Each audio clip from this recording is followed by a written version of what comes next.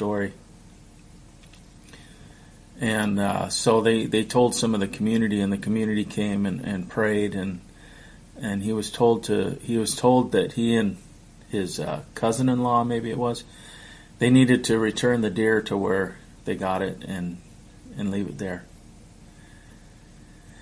And then some other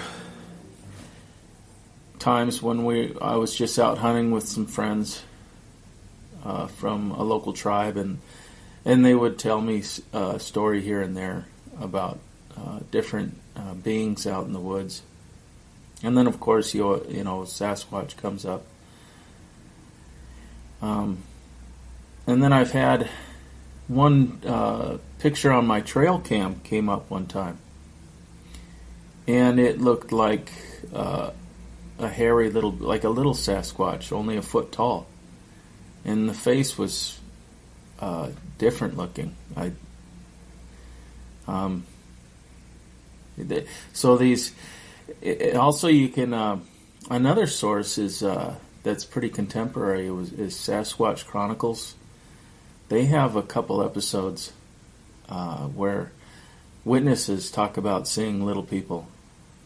One of them's even a parent whose son keeps saying these little people keep talking to him and bugging him, harassing him. So the father finally, gives him the time of day and starts listening. And as he's listening to his son's story, he sees one outside looking at them. So he catches a glimpse of one, and he later investigates a smell in his barn, and then in another building on his property. And the smell, it was coming from under a rock. He removes the rock, and there's a tunnel going down into the earth. And there's a smell coming up out of there, and it really stinks when he removes the rock. And then he goes in the other building, same thing. So he asks a neighbor about it. And the neighbor calls him, he says, don't you know about the dwarves? And so the guy telling the story said he didn't, he says, I don't know about the dwarves. And then he just gave up on that place and sold it. He didn't like it. He thought they were like demons.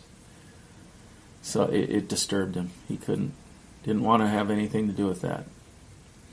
And then you hear these legends or stories outside of more of the legendary or mythical stories of the dwarves that were in Atlantis, or the giants and the dwarves. And you hear tales that they still exist, Here and there you'll hear tales that these things are still around us. And nobody knows for sure. It's just kind of out there as mythical.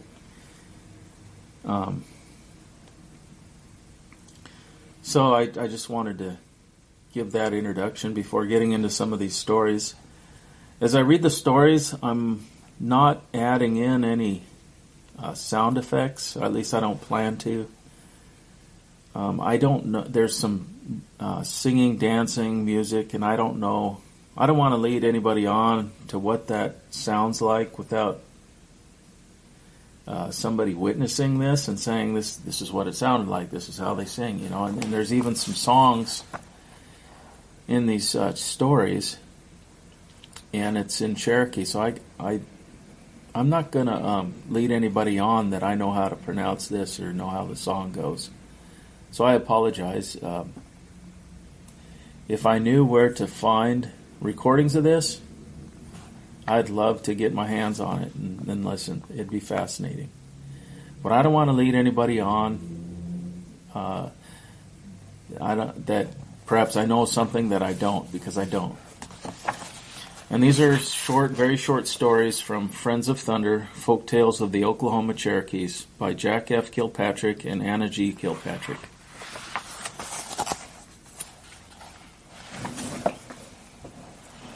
The Little People. The Leprechauns of Oklahoma.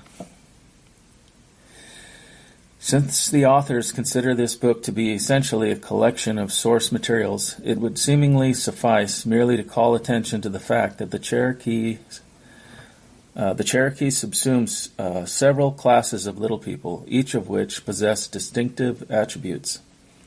This would also seem to be the place to point out that the white people who have some familiarity with Cherokee culture have a distressing tendency to confound the anthropoid little people with the spirit animals, but are nevertheless in possession of a sizable body of tales that, although second-hand, are well worth the collecting and the preserving. A small cloud of witnesses. We have attracted from our tapes a sheaf of anecdotes relating to encounters with the little people, either by persons known to the narrator or, in one case, by the narrator herself. It almost goes without saying that each of these little tales are related to us without the slightest trace of incredulity upon the part of the speaker. To the average Cherokee with some degree of traditional upbringing, the existence of the little people is an indisputable fact, and if he has himself been denied contact with them, he is almost certain to be acquainted with someone who has enjoyed the privilege. The Oklahoma Cherokees do not appear to believe that anything untoward is likely to accrue from seeing or even conversing with the little people. But although they are beings, there is a danger of becoming fascinated by them and following them off to unpredictable adventures. The little people of Standing Rock. I know of things I heard about that were in the Cherokee country a long time ago. Long ago. The Salines, for instance, over there where the dam is, where the Great Lake Tenkiller is located, there used to be springs that they called salt springs. These springs were beyond what they used to call Old Cookson Hills. And I'll stop here for a second. I recorded my first cousin, Aunt Jen, Virginia Seabolt. Seabolt is her maiden name, but she was talking about some salt springs where they took her father, or some healing waters, and so I always, when I see stories like this, I always wonder, where's this at? Or it'd be interesting to go there. And then I wonder, is that related to the story my aunt was telling me? And actually, she's my first cousin, but I call her Aunt Jen because everybody does. So I'll continue on. There were some people who worked there. There were two men who were neighbors who worked there. The name of one was Ig, and the name of the other was Ogon. They went to work there, and when they finished work, they started home. The road was quite near Nia Digadoga. There was a place where a Deo used to live, and that's where one had to go downhill to the old road, and that's where they were walking when night fell. They lost their way. They both were hunting the road, and in hunting the road they lost each other, and neither one knew which way to go. Ig reached the bank of a creek. As he looked down into the water, away down into deep water, he saw some people. There was a house down there in the deep water. He saw people down there in the house. When he moved away from the bank, he went to a rocky area. There was a door there, and he entered it. When he went in, he discovered that he was in the same room into which he had looked. When he went into that room, he found many people in there. They were little people, and they were dancing. There were old folk in there, too, but they were also small. Ig and his host conversed a little bit. When the little people offered him food, they gave him raccoon meat to eat. When he finished eating the raccoon, they cleared off the scraps and put them in a barrel which was placed near the fireplace. Then after a while, when they took the lid off the barrel, a live raccoon emerged. Ig thought he had eaten that raccoon. They opened the door for the raccoon and it walked through it. All night the little people danced, but this man just sat near a very old man who was sitting upon the barrel and watched them. The old man who was sitting upon the barrel was toying with dried beeswax, poking it with his cane. That's the way it was until morning, at which time he left. He went out the door, and after he had walked a short distance, he looked back, but he could not see the door. It had disappeared. He went up the hill just a little way and found his friend Ogon. They didn't know it, but they had been near each other all the while. Ogon had had a similar experience. It was amazing what they saw, and I think that there are little people still in the world today. Some people called them Aniguni Hayat. The story is not very old because it happened in this area. That is all. Yan Sa. And now for a second short story. Yun Wolos and the Little People. There was a man named Yun Wolos. This is Yun Wolos Wogi, was an elderly man. I used to live near him, and I have lived with him. This story that I am going to tell was told to me by Yun Wolohos Wo'i while we were walking in the woods.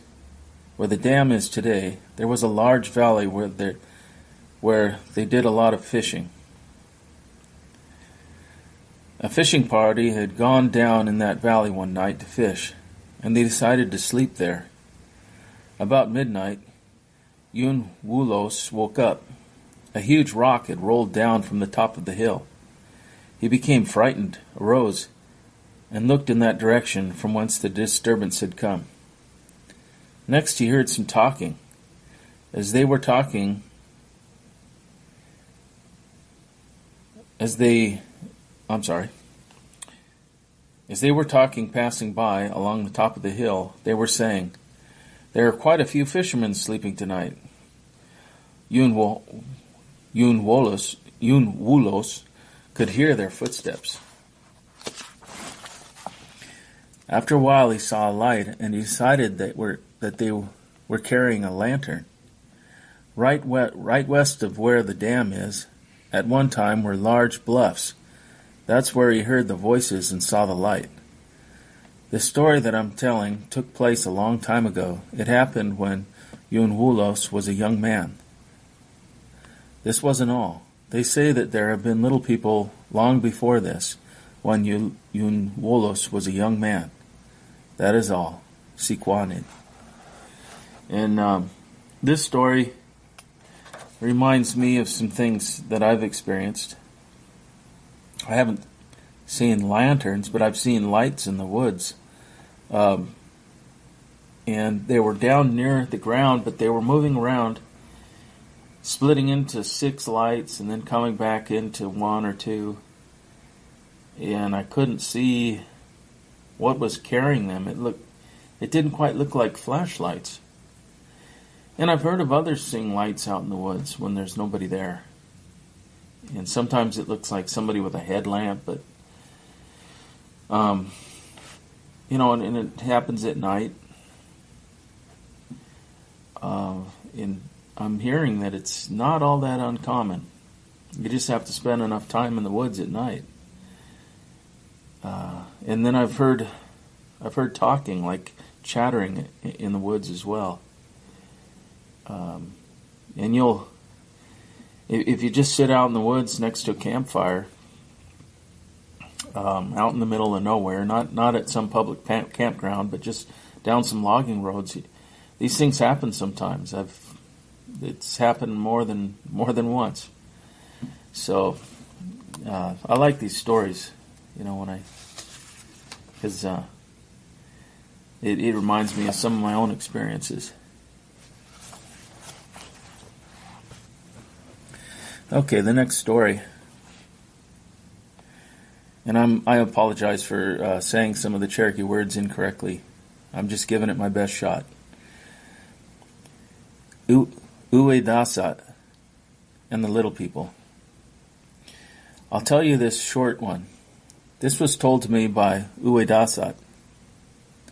He said that